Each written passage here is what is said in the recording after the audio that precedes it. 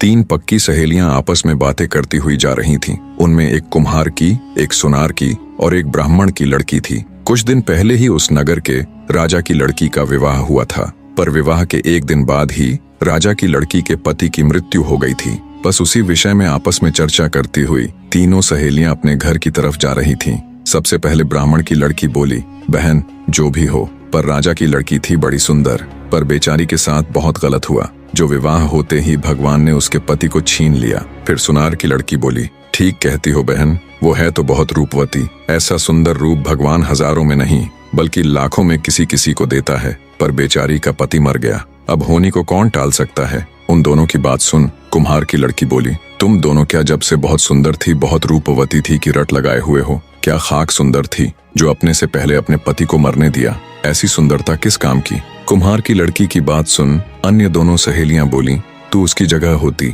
तो तू भी क्या कर लेती? उनको जवाब देते हुए कुम्हार की लड़की बोली, अगर मैं राजा की लड़की की जगह होती तो अपने जीते जी अपने पति को कतई मरने न देती, चाहे उसके लिए मुझे कुछ भी करना पड़ता। पीछे चल रहे सिपाहियों ने उन तीनों सहेलियों की आपस की सारी बातें सुन ली। सारी बातें सुन सिपाहियों के मन में तुरंत राजा के हुक्म वाली बात कौंधी कि जाओ जाकर ऐसी कन्या ढूंढो जो अपने से पहले अपने पति को ना मरने दे। सिपाहियों ने तुरंत उन लड़कियों को रोककर उनसे उनका नाम पता सब ले लिया और राजमहल आकर सभी बातें विस्तार पूर्वक ज्यों की त्यों राजा को बता दी। सिपाहियों की बात सुन राजा के मन में उम्मीद की एक किरण उभरी। उसने तुरंत अपने साथ अपने मंत्री व अन्य कुछ राजसभा के विद्वान सदस्यों को लिया और निकल पड़ा सिपाहियों के बताए गए गांव की ओर। कुछ घंटों का रास्ता तय कर राजा अपने आदमियों के साथ कुम्हार के घर पहुंच गया। राजा के साथ मौजूद मंत्री ने लड़की के पिता यानी कुम्हार को राजा का पूरा परिचय दिया और उसकी लड़की से राजा के लड़के के विवाह की बात सामने रखी।